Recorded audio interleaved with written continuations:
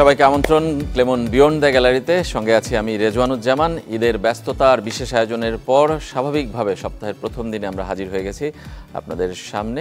আর আজকে আমাদের সঙ্গে একজন অতিথি, সবারই পরিচিত মুখ, কিন্তু ব্যস্ততার কারণে তাকে পাওয়া আসলে খুব কঠিন এই মুহূর্তে, কারণ রাজনীতির ব্যস্ততায় ময়দানে তিনি এখন আসলে খুবই ব্যস্ত। প্রথম সারিতেই রয়েছেন আমিনুল হক, বাংলাদেশের সাবেক অধিনায়ক। তাকে ফুটবলার হিসেবেই আমরা চিনি, গোলরক্ষক হিসেবেই চিনি, কিন্তু বর্তমানে ঢাকা মহানগর বিএনপির উত্তরের আহ্বায়ক হিসেবে দায়িত্ব পালন করছেন। স্বাগত জানাচ্ছি আপনাকে। ধন্যবাদ। আমিনুল হকের সাথে কথা হবে ফুটবল নিয়েই, খেলাধুলা নিয়ে, দেশের ক্রীড়াঙ্গন নিয়ে, ক্রীড়াঙ্গন এবং বাস্তবতা এবং ব্যস্ততা সব বিষয় নিয়ে কথা হবে। আপনারাও চাইলে অংশ নিতে পারেন আমাদের এই আয়োজনে। ফোন করতে হবে স্ক্রিনে দেখানো নম্বরগুলোতে। আমিনুল হককে যে কোনো প্রশ্ন আপনারা করতে পারবেন। প্রথমে আমিনুল হকের কাছে জানতে চাই যে অনেকদিন পর নিশ্চয়ই একটু শান্তিতে এবং স্বস্তিতে ঈদ উদযাপন করতে পারলেন। এবারের ঈদটা নিশ্চয়ই একটু আলাদা ছিল কয়েক বছরের মধ্যে। আসলে আমি একা না, আমার কাছে মনে হয়েছে যে সারা বাংলাদেশের মানুষই দীর্ঘ প্রায় 17 বছর পর এসে একটি স্বস্তির ঈদ উদযাপন করেছে, একটি শান্তিপূর্ণভাবে তারা ঈদ উদযাপন করেছে, যেখানে দেশের বাড়িতে যেতেও কোনো বাধা পড়েনি বা দেশের বাড়ি থেকে ঢাকায় আসতেও কোনো বাধা পড়বে না ইনশাল্লাহ, আশা করি। এবং স্বাধীনভাবে তাদের যে মতামত বা স্বাধীনভাবে চলাফেরার যে একটি রাস্তা বা একটি অবস্থান তৈরি হয়েছে এই বাংলাদেশে, তো সেই জায়গা থেকে গত 17 বছরে মানে বিশেষ করে বাংলাদেশ জাতীয়তাবাদী দলের প্রত্যেকটি নেতা কর্মীদের উপরে যেভাবে জুলুম, নির্যাতন, নিপীড়ন হয়েছে, মামলা হামলার শিকার হয়েছি, বারংবার জেল খেটেছি, শারীরিকভাবে নির্যাতিত হয়েছি, মানসিকভাবে নির্যাতিত হয়েছি, আমাদের পরিবারগুলো নির্যাতিত হয়েছে, সব কিছু মিলিয়ে সারা বাংলাদেশের মানুষ যে স্বস্তির নিঃশ্বাস ফেলেছে এবং সেই স্বস্তির মাধ্যমে আমরা একটি শান্তিপূর্ণ ঈদ উদযাপন করেছি। আশা করি আমাদের যে আগামীতে যে কোরবানির ঈদ এবং ইনশাল্লাহ পরবর্তী যে ঈদগুলি হবে, আমাদের গত 17 বছরে যে রাজনৈতিক যে একটি বিশৃঙ্খলা বলেন বা বাংলাদেশের গণতন্ত্রকে হরণ করে, বাংলাদেশের জনগণের ভোটের অধিকারকে হরণ করে যেভাবে স্বৈরাচার সরকার বাংলাদেশের মানুষের উপরে প্রভাব বিস্তার করেছিল, আমরা সেই অতীতটাকে কাটিয়ে উঠে আমরা সামনের দিকে এমন একটি পরিবেশ তৈরি করতে চাই যেখানে স্বচ্ছ ধারার একটি সুন্দর রাজনৈতিক পরিবেশ তৈরি হবে এবং যেখানে মানুষ তার সঠিক যে মতামত, সত্য কথা এবং তার যে ভোটের অধিকার সেটা স্বচ্ছ এবং নিরপেক্ষভাবে প্রয়োগ করতে পারবে এবং ভবিষ্যতে যাতে কোনো স্বৈরাচারের আর কোনো জন্ম না হয় সেদিকেও আমরা পরিপূর্ণভাবে সতর্ক রয়েছি। এবং আমরা চাইব যে বাংলাদেশের মানুষের যে মতামত, বাংলাদেশের জনগণের যে মতামত, সেটাকে সর্বোচ্চভাবে তাদের মতামত নিয়েই আগামীতে আমাদের পথ চলা। জেলখানায় কোনো ঈদ কি কেটেছিল আপনার কখনো? জেলখানায় ঈদ কাটায় নাই, বাট জেলখানার ঈদের ঠিক আগ মুহূর্তে জেল থেকে বের হয়েছি, হ্যাঁ, বা ঈদের পরে গিয়ে জেলখানায় ঢুকেছি, এরকম সিচুয়েশন হয়েছে বহুবার। বাট জেল তো জেলই, সেটা ঈদের সময় তো আমরা জানেন যে আমাদের প্রায় 60 লক্ষ নেতা কর্মীদের বিরুদ্ধে গত 17 বছরে মিথ্যা এবং গায়েবী মামলা হয়েছে, প্রায় 1.5 লাখের উপরে মামলা হয়েছে আমাদের বিরুদ্ধে। তো সব কিছু মিলিয়ে জেলখানার হয়তোবা থাকলে একরকমের পরিবেশ গেছে, বাট সারা বাংলাদেশটাই কিন্তু গত 17 বছর জেলখানার মধ্যে ছিল, অবরুদ্ধ অবস্থায় ছিল, যে সত্য কথা বলাটাও ডিফিকাল্ট ছিল। এবং আপনারাও গণমাধ্যমও অনেক সময় আপনারা চাইলে সত্য কথা বলতে গেলে আপনাদেরকে মামলা হামলার শিকার হতে হয়েছে। তো হোপফুলি যে এই ধরনের পরিবেশ ভবিষ্যতে আর হবে না, এটা আমরা আশা করি। ক্রীড়াঙ্গন নিয়ে কথা বলবো, তার আগে দর্শকের ফোন আছে আপনার জন্য। দর্শক পরিচয় জানিয়ে আপনার প্রশ্ন অথবা মতামত জানাবেন। ভাই আসসালামু আলাইকুম। ওয়ালাইকুম আসসালাম। জি, আপনি আছেন ভালো? জি ভালো আছি ভাইয়া, আপনি ভালো আছেন? জি জি আলহামদুলিল্লাহ। ভাই আমি জামাত জেলা থেকে বলতেছি। জি বলেন ভাই। আজকে আমার প্রশ্ন হলো, সাবেক ফুটবলার। হ্যালো, হ্যাঁ ভাই আমার কথা, আপনি একটু প্রশ্নটি সরাসরি বলে ফেলুন, তাহলে আমরা বুঝতে সুবিধা হবে। জি ভাই, ভাইয়ের কাছে আমার প্রশ্ন, বর্তমানে যে বাংলাদেশের ফুটবল ব্যবস্থা, জি ফুটবলের যে অবস্থা বলতে যে ব্যবস্থায় আছে, এই ব্যবস্থা কি বাংলাদেশের ফুটবলকে ভবিষ্যতে ভালো কিছু করাবে? নাকি আবার নিচে নামাবে? আচ্ছা, ধন্যবাদ আপনার। বর্তমানে বাংলাদেশের ফুটবলের যে অবস্থা, তাতে কি ভবিষ্যতে ভালো কিছু হবে নাকি আবারও নিচে নেমে যাবে? ওয়েল, আসলে গত 17 বছরের ঘটনাটা অটোমেটিক্যালি চলে আসে, এটা না বলতে চাইলেও চলে আসবেই, কারণ 17 বছরে অনেক ইতিহাস, অনেক কিছু, অনেক ঘটনা, অনেক কিছু জঞ্জাল এখনও রয়ে গেছে।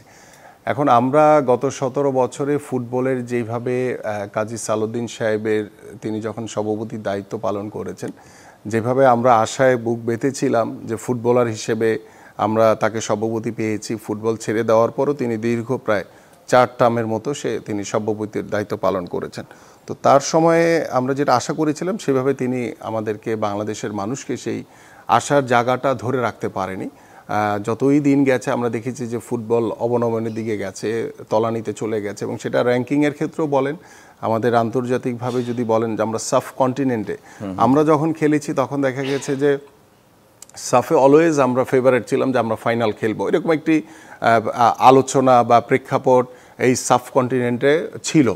বাট পরবর্তীতে আমরা যখন লাস্ট 2010-এ সাব গেমস আমরা চ্যাম্পিয়ন হয়েছিলাম, ঢাকায় গোল্ড মেডেল পেয়েছিলাম, তারপরে এসে কিন্তু বাংলাদেশের ফুটবল কিন্তু আস্তে আস্তে করে তলানির দিকে চলে এসছে। এবং তারই ধারাবাহিকতায় দেখা গেছে যে 5ই আগস্টের পরে আমাদের ফুটবল ফেডারেশনে যে নির্বাচন হয়েছে, সেখানে হয়তোবা তাবিদ আউয়াল সভাপতি হয়েছে, বাট আদার্স যারা রয়েছে তারা কিন্তু সেই গত 17 বছরে যারা আওয়ামী লীগের সাথে যারা কাজ করেছে ঠিক ওই বডিটাই রয়ে গেছে, বিকজ অফ এএফসির বা ফিফার যে একটা রুলস রয়েছে যে যারা কাউন্সিলর তাদের মাধ্যমেই এইটা করতে হবে। আর যেহেতু 5ই আগস্টের পরে সেইটা চেঞ্জ করার মতো সুযোগ ছিল না বা সময়ও ছিল না, সব কিছু মিলিয়ে আগের বডিটাই কিন্তু অলমোস্ট রয়ে গেছে। তো তাদের কাছ থেকে ফুটবল নিয়ে খুব বেশি কিছু আমি আশা করি না। বাট বাস্তবতা হচ্ছে যে আমরা কিছুদিন আগে দেখলাম যে হামজা চৌধুরী বাংলাদেশে এসে, তিনি ইংলিশ প্রিমিয়ার লিগের একজন খেলোয়াড়, বাংলাদেশি বংশোদ্ভূত, তিনি বাংলাদেশ দলের হয়ে খেলেছেন। ওকে মানে হামজা চৌধুরীকে দেখে হয়তো বা বাংলাদেশের মানুষ কিছুটা হলো একটু আশান্বিত হয়েছে যে না, বাংলাদেশের ফুটবল হয়তো বা হামজা চৌধুরীকে দিয়ে সামনের দিকে কিছুটা এগিয়ে যেতে পারে। বাট আমি বলতে চাই যে আমাদের একজন হামজা চৌধুরী না, এরকম আরও অনেক হামজা চৌধুরী লাগবে, যাদের হাত ধরে বাংলাদেশের ফুটবল সামনের দিকে এগিয়ে যেতে পারবে, বা তৃণমূল পর্যায়ে আমাদের এরকম হামজা চৌধুরী তৈরি করতে হবে, তাহলেই আমাদের সামনের দিকে ফুটবল আমরা এগোতে পারবো।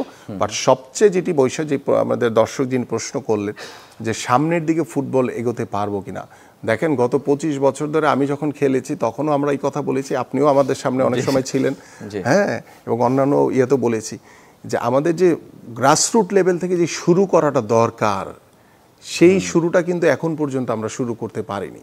তো সেই শুরুটা যদি করতে পারি তাহলে হয়তো বা আমাদের রাতারাতি পারবো না, 5 বছর 10 বছর বা কিংবা 20 বছর লাগবে। দেখেন পার্শ্ববর্তী অনেক দেশ তারা কিন্তু দীর্ঘ একটি প্ল্যান নিয়ে কিন্তু আমাদের তারা নিজস্ব ফুটবলটাকে নিয়ে আগাচ্ছে। আমাদের সাবকন্টিনেন্টেই রয়েছে, এবং আমাদের অন্যান্য যে এশিয়ান লেভেলের দিকে যদি তাকান, মিডল ইস্টের দিকে যদি তাকান, তারা কিন্তু দীর্ঘমেয়াদী একটি পরিকল্পনা নিয়ে তারা ভবিষ্যৎ বিশ্বকাপ ফুটবলকে সামনে রেখে বা এশিয়ান গেমসকে সামনে রেখে বা এশিয়ান ফুটবলকে সামনে রেখে তারা কাজ করছে।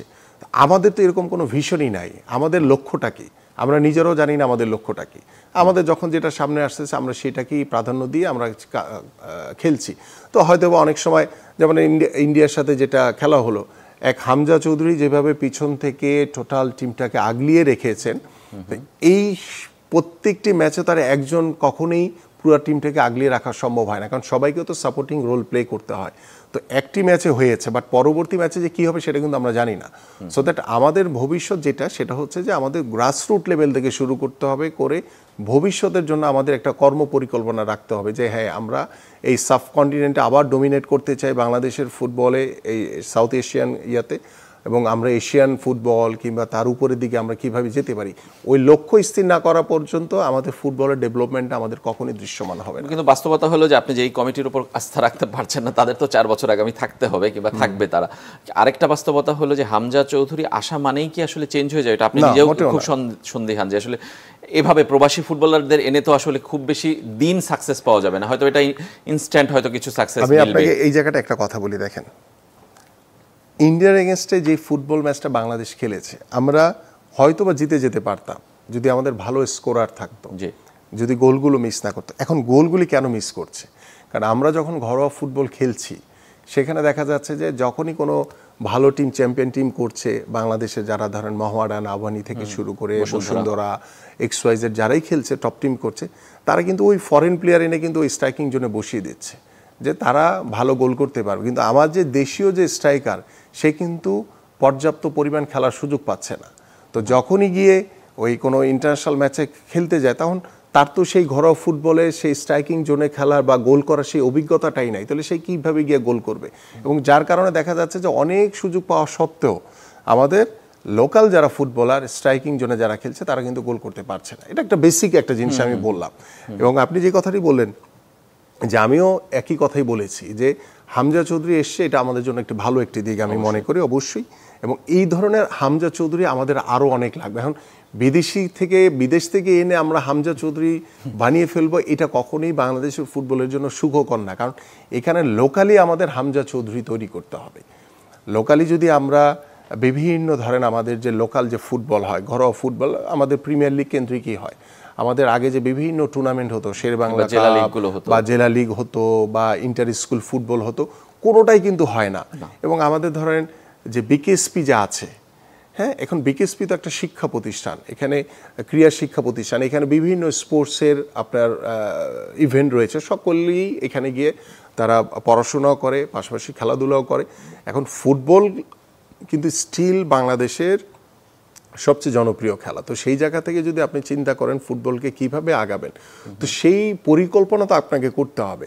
আমার সেই রুট লেভেল থেকে আমাদের প্লেয়ার বের করতে হবে। আমাদের পাইপলাইনে কোনো প্লেয়ার নাই, আমরা ঘরে ফিরে শুধু ওই যে বিদেশি খেলোয়াড়দের উপর নির্ভর করে আগানোর চেষ্টা করছি। এবং আমাদের ঘরোয়া ফুটবলও কিন্তু অনেকটা বিদেশি নির্ভর হয়ে গেছে। তো আলটিমেটলি তো আমাদের গোল কোথায়? আমি একটা ছোট্ট এক্সাম্পল দিই। আমার এই কথাটি সেদিনও এক জায়গায় বলেছিলাম। সৌদি আরবে 2000 সালে আপনার মনে আছে হয়তো বা, যে আমরা যখন ওয়ার্ল্ড কাপ বাছাই পর্ব খেলতে গেলাম, তখন সৌদি আরবের আল হিলাল ক্লাব, তার সাথে আমার একটা কথা হয়েছিল তাদের সাথে, যখন আমি ওইখানে উপস্থিত, জর্জ কোটান কোচ ছিলেন। তো একটা মানে ওইখানে লোকালি বসে ওরা আমার কাছে প্রস্তাব নিয়ে আসলো যে ওইখানে যাতে আল হিলাল ক্লাবে হয়ে আমি খেলি। আমি যখন বাংলাদেশে চলে আসলাম, আমাদের এক হলো কমিউনিকেশনের একটা সমস্যা ছিল, দুই হচ্ছে ওরা তখন একটা আইন করলো, যে কি আইন, যে যেহেতু সৌদি আরবে কোনো ভালো গোলকিপার বের হচ্ছে না, যার কারণে ওরা কোনো ফরেন গোলকিপার নিবে না এবার। ঠিক ওইটার কারণে কিন্তু আমার আর ওই খেলার সুযোগ হয়নি। আমাকে তখন ওরা বাধ্য হয়েছে যে না, তোমার সাথে আমরা কথা বলেছিলাম, বাট আমাদের যেহেতু ফুটবল ফেডারেশন থেকে এই আইন করেছে, সো দ্যাট আমরা আর তোমাকে নিতে পারছি না। তা আমি কেন কথাটা বললাম, যে আমাদেরও বাংলাদেশের ফুটবলের স্ট্রাইকিং এর যে একটা সমস্যা, আমরা ঠিক আছে বিদেশি প্লেয়ার আনবো, কিন্তু আমরা স্ট্রাইকিং জোনে সবসময় আমাদের লোকাল প্লেয়ারকে খেলাবো। এরকম একটা আইন যদি তৈরি করে দিতে পারি, বা ফরেন প্লেয়ারে যদি কোটাটা কমে আনতে পারি, তাহলে আমাদের লোকাল ফুটবলটা বা লোকাল ফুটবলাররা কিন্তু অনেক ট্যালেন্টেড ভালো প্লেয়ার রয়েছে আমাদের, বাট খেলার সুযোগে কিন্তু তারা তাদেরকে প্রকাশ করতে পারছে না। আমরা আরও কথা বলবো আপনার সঙ্গে আমিনুল হক। একটা ছোট্ট বিরতির সময় হয়েছে আমাদের ক্লেমন বিয়ন্ড দ্য গ্যালারিতে। ফিরে আসবো একটু পরেই, আপনারাও সঙ্গেই থাকবেন।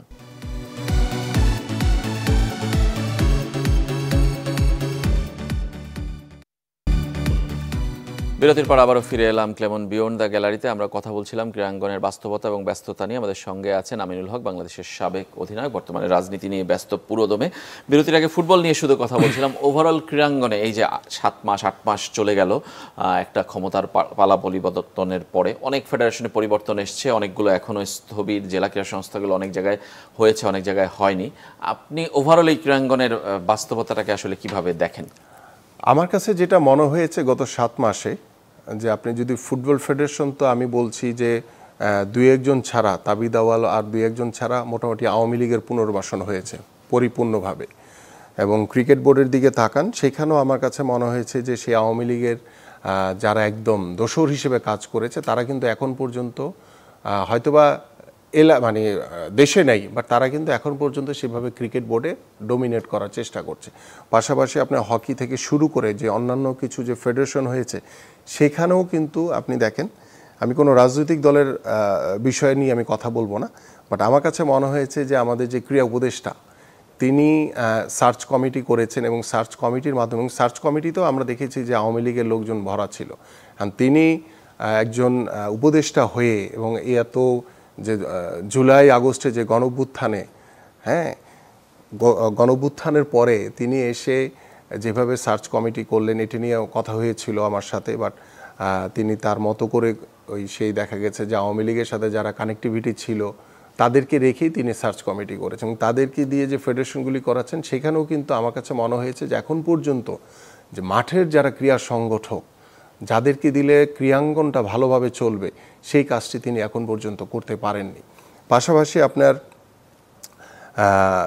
ক্রীড়া পরিষদ থেকে বা ক্রীড়া মন্ত্রণালয় থেকে যে আমাদের যে পুরা বাংলাদেশে যে ডিএসএগুলি রয়েছে যেখানে প্রত্যেকটা ডিসি হচ্ছে সভাপতি, পদাধিকার বলে সভাপতি, সেখানে যে অ্যাডহক কমিটি করার যে নির্দেশনা দেওয়া হয়েছে সেইখানে কিন্তু আমরা যা দেখছি সেখানে মাঠের যারা ক্রীড়া সংগঠক এখানে ঠিক আছে ছাত্রদের কাছ থেকে নিচ্ছে, অন্যান্য ইয়া থেকে নিচ্ছে নেক, কিন্তু আমার কথা হচ্ছে যে এটা তো ডিএসএ জেলা ক্রীড়া সংস্থা, তো জেলা ক্রীড়া সংস্থা ক্রীড়াঙ্গনের সাথে যদি কোনো তার যোগসূত্রই না থাকে তাহলে সেখানে আমি এই কি বলে জামাত কিংবা আপনার আওয়ামী লীগ বা এরকম যদি কাউকে নিয়ে যদি আমরা ডিএসএগুলি সাজাই তাহলে আলটিমেটলি তো কোথায় আমাদের সেই পরিবর্তন? একই জিনিসই আমরা কিন্তু দেখছি এবং এটার কিন্তু আমরা আমাদের বিভিন্ন যারা লোকালি যারা ক্রীড়া সংগঠক আছে তারা কিন্তু প্রতিবাদ করছে, তারা কিন্তু স্মারকলিপি দিচ্ছে ডিসির কাছে, ডিসি বলছে যে আমার কিছু করার নাই, আমার উপর থেকে এইভাবে নির্দেশনা রয়েছে,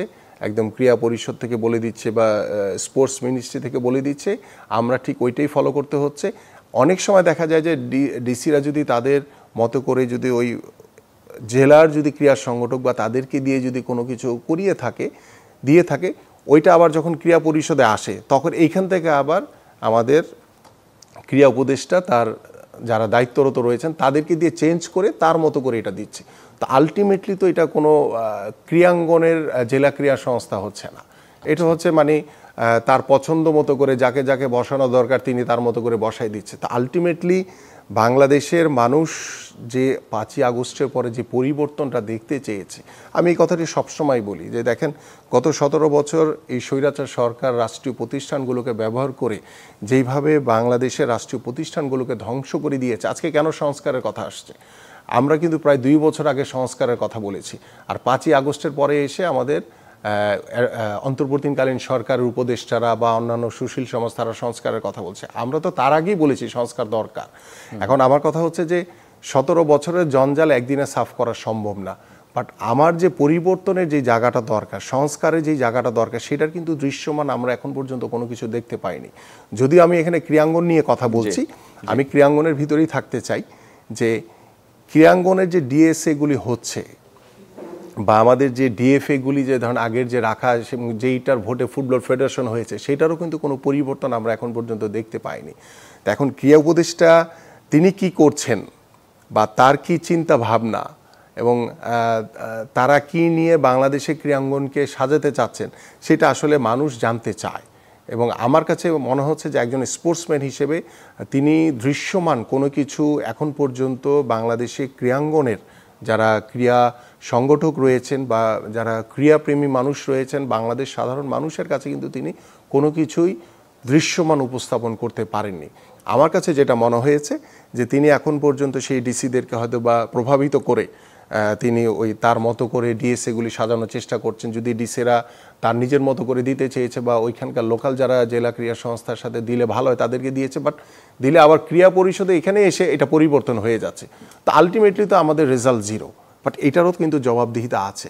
আজকে তিনি হয়তো বা করছেন, বাট এটা একসময় কিন্তু তাকেও জবাবদিহিতার আওতায় আনা হবে। আপনি বলছিলেন যে জামাত আওয়ামী লীগের লোকজন প্রতিষ্ঠিত হচ্ছে কিংবা প্রতিষ্ঠা পাচ্ছে, তাদেরকে দায়িত্ব দেওয়া হচ্ছে, বিএনপির লোকজনও কি এরকম নেই? মানে তারা আসলে কি মানে আপনি কি এখানে দল বলতে চান নাকি আসলে? আমি যে কথাটি বলি, জামাতের লোক যদি আসলে ক্রীড়াঙ্গনের লোক হয়, আওয়ামী লীগের লোক যদি ক্রীড়াঙ্গনের লোক হয় সেক্ষেত্রে আমি এই জায়গাটা একটু স্পষ্ট করতে চাই। আমার যেটা কথা হচ্ছে যে আমি কিন্তু ডে ওয়ানেই 5ই আগস্টের পরে যখন আমাদের বাংলাদেশ ফুটবল ফেডারেশন বা ক্রিকেট বোর্ড বা অন্যান্য বিষয় নিয়ে আমি কথা বলেছি, আমি কিন্তু একটা কথা বলেছি খুব স্পষ্টভাবে যে ভবিষ্যতে বাংলাদেশের ক্রীড়াঙ্গনে যাতে কোনো প্রকার দলীয়করণ করা না হয় এবং আমি টোটালি রাজনৈতিক মুক্ত রাখতে চাই ক্রীড়াঙ্গনকে। এটা হচ্ছে আমার চিন্তা, আমার স্বপ্ন এবং এটা আমি আমার মাননীয় ভারপ্রাপ্ত চেয়ারম্যান মহোদয় জনাব তারেক রহমানের সাথে কথা বলি এবং তারও সেই চিন্তা ভাবনা রয়েছে যে আমরা পরিপূর্ণভাবে দলীয়করণ মুক্ত রাখতে চাই ক্রীড়াঙ্গন। আমি এই কথাটা এই কারণে বললাম, আমার কথা কোনটা যে আমরা কারো মন মতো বানাতে চাই না। যারা ওই জেলার যারা ক্রীড়া সংগঠক তাদেরকে দিয়ে আপনি বানান। আমি এখানে পলিটিসাইজই করতে চাই না, কিন্তু বাস্তবতা হচ্ছে ভিন্ন।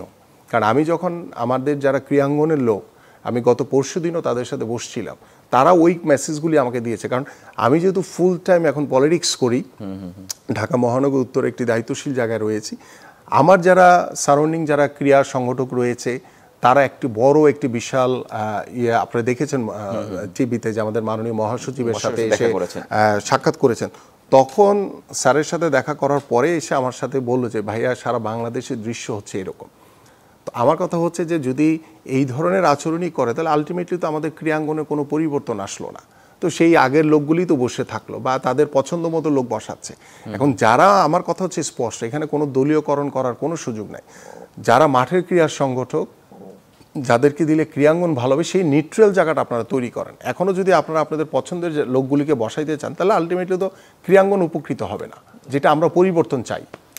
তার মানে আপনারা কি নির্বাচনেরটা, আমি ফেডারেশনগুলোর মধ্যে একদম সংক্ষেপে, যে এখন তো অ্যাডহক কমিটি হচ্ছে, ফেডারেশনের নির্বাচনগুলো কি মনে করছেন যে তখন কি আসলে প্রভাবমুক্তভাবে হওয়া সম্ভব হবে? মানে যখনই হোক, সেটা জাতীয় নির্বাচনের আগে হোক পরে হোক, মানে একদমই সংক্ষেপে। আমার কথা হচ্ছে একটাই, যে আমরা পুরোপুরি ক্রীড়াঙ্গনকে দলীয়করণ মুক্ত রাখতে চাই, রাজনীতিকরণ মুক্ত রাখতে চাই, যাতে কোনো রাজনীতির এটার ধারে কাছে না আসে। আমরা চাই যে মাঠের যার ক্রীড়া সংগঠক সেই লোকগুলিকে যে দলেরই পরিচয় হোক, যে দলেরই হোক। আমরা, আমাদের মনে আছে আপনার যে 91-এর পরে সেখানে কিন্তু তখন বিএনপি, আওয়ামী লীগ বা সকলেই মিলেই কিন্তু আপনার ফুটবল ফেডারেশন বা ক্রিকেট বোর্ড চালাতো। কিন্তু গত 17 বছর কিন্তু এই জায়গাটা নষ্ট করে ফেলেছে আওয়ামী লীগ।